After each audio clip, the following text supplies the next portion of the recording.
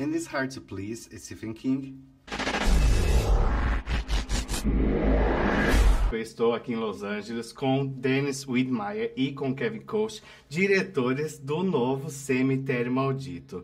So Pet Sematary is one of the most scary books from Stephen King. How is to adapt it? You have to stay true to the essence of the novel. I mean, at the end of the day, I don't think any fan wants a translation or a transcription of the novel. I mean, that's not what adaptation is. Adaptation is adapting something, to your own vision, but staying true to the themes of the novel. Some of the best book adaptations do that. They don't do the exact same thing the novel did. So I think that's all fans want. They want to feel like they're getting the source of the novel.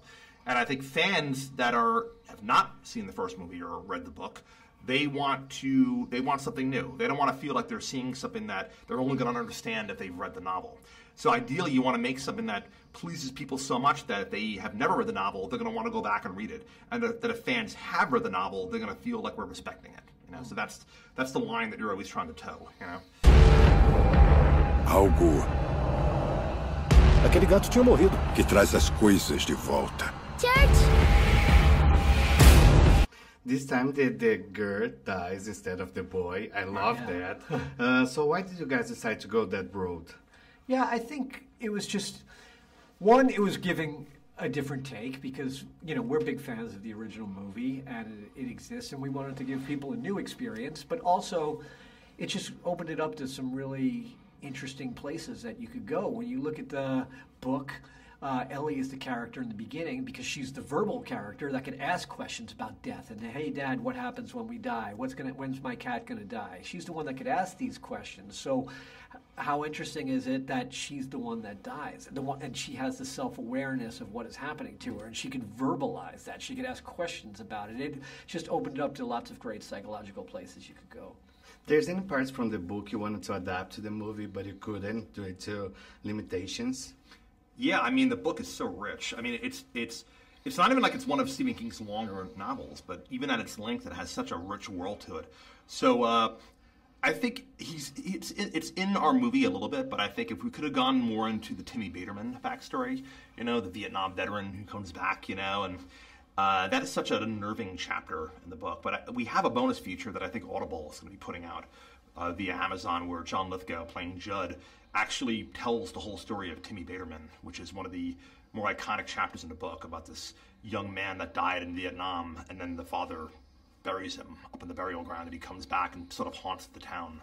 So we weren't able to do a ton of that in the movie, but it's going to be supplemental bonus features when the movie comes out. So that's cool. Abraça sua filha. Eu não devia ter lhe mostrado aquele lugar. There's any plans to a sequel already? No, there's no plans right now. We'll see how the movie does. Yeah, maybe we'll become plans. I would love to see a sequel. Never say never. Yeah.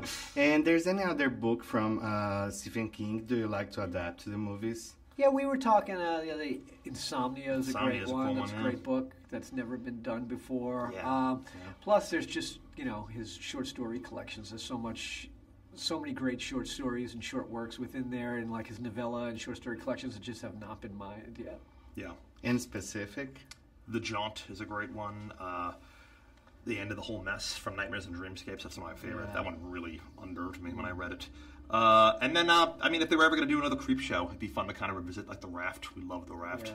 I think that's one of the scariest, short pieces of cinema I've ever seen before, so that's a big one, And I'd like to see them do more with The Dark Tower, I don't know if they're coming back, they're going to go back to that or do it as a TV show, but I love that book series, so it'd be cool to see that continue on. And it's hard to please Stephen King?